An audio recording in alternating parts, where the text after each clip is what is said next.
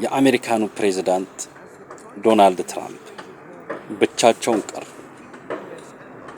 ለዘመናት የአሜሪካን አጋር የነበሩት አውሮፓ፣ ጃፓንና አውስትራሊያ የዶናልድ ትራምፕን ጥሪ ሳይቀበሉ ቀሩ። የአሜሪካው ፕሬዝዳንት ዶናልድ ትራምፕ የሆርሙዝ ሰርጥን ለማስከፈት እንግሊዝን፣ ፈረንሳይን ቢጋብዙም እንግሊዝም ፈረንሳይም አሻፈረኝ አሉ። የእንግሊዙ ጠቅላይ ሚኒስትር ኬር ስታርመር በሰጡት ማብራሪያ እንግሊዝ ወደ ተራዘመ ጦርነት ውስጥ መግባት አትፈልግም፣ ሮያል የባህር ኃይልን ወደዛ አንልክም ብለዋል። አውስትራሊያም የዶናልድ ትራምፕን ጥሪ አልተቀበለችም። ጃፓንም የዶናልድ ትራምፕ ጥሪ አልተቀበለችም።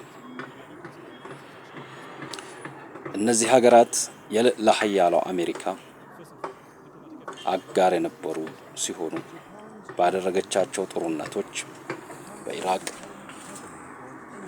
በአፍጋኒስታን፣ በሊቢያም ጦር አዝምተው ከአሜሪካን ጎን የተሰለፉ ሲሆን ወታደሮቻቸው በኔቶ ጥላ ስር መስዋዕት የሆኑባቸው ሀገሮች ናቸው። በአፍጋኒስታንም በኢራቅ። ዶናልድ ጄ ትራምፕ ከእስራኤሉ ጠቅላይ ሚኒስትር ቤንጃሚን ኔታንያሁ ጋር በጥምረት በወሰዱት ወቅትና ጊዜ ያልጠበቀ ጦርነት አሁን መውጫ ቀዳዳ አጥተው ሀገራቸውንም ለኪሳራ በኢራንም ንጹሃን ዜጎችን እየፈጁ ነው ያሉት።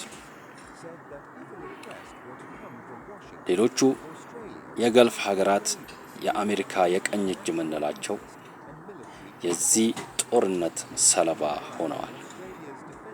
ዩናይትድ አረብ ኤሚሬት፣ ኳታር፣ ኩዌት፣ ባህሬን፣ ጆርዳን፣ ሳዑዲ አረቢያ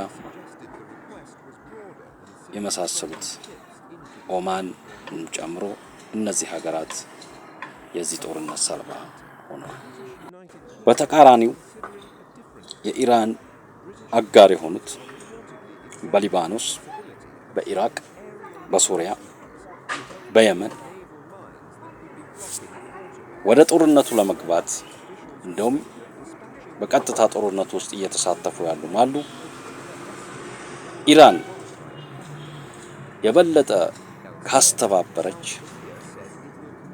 እነዚህ አጋሮቿ ከዚህ የበለጠ ወደ ጦርነቱ የሚሳቡበትና የሚሳተፉበት ብዙ ግንባር የሚፈጠርበት ይሆናል። ይሄ ደግሞ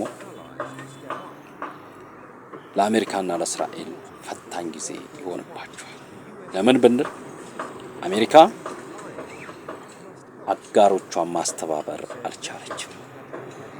በተቃራኒ ኢራን የሷ አጋር የሆኑትን ኃይሎች በአንድ ጥሪ ወደ ጦርነቱ እንዲመጡና በጦርነቱ መሳተፍ እንዲችሉ ማድረግ ትችላለች። ስለዚህ አሜሪካና እስራኤል በወሰዱት ጅምላ ጨራሽ የዘር ማጥፋት ብንለው የሚቀለው። ምክንያቱም ህጻናት ትምህርት ቤት፣ የሴቶች ትምህርት ቤት ጨምሮ ምንም ያውቁ ጨቅላ ህጻናትን የገደሉበት ሁኔታ ነው የተፈጠረው።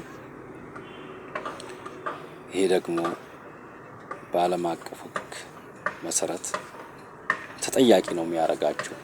ተጠያቂ ይሄ አደገኛ መውጫ የሌለውን ጦርነት የጀመረችው አሜሪካ በገልፍ አጋሮቿን፣ በገልፍ የራሷን ቤዝ፣ በሩቅ መካከለኛው ምስራቅ እስራኤልን ጨምሮ ከፍተኛ ኪሳራ እያስተናገዱ ነው። የነሱ ኪሳራ ግን እንዳለ ሆኖ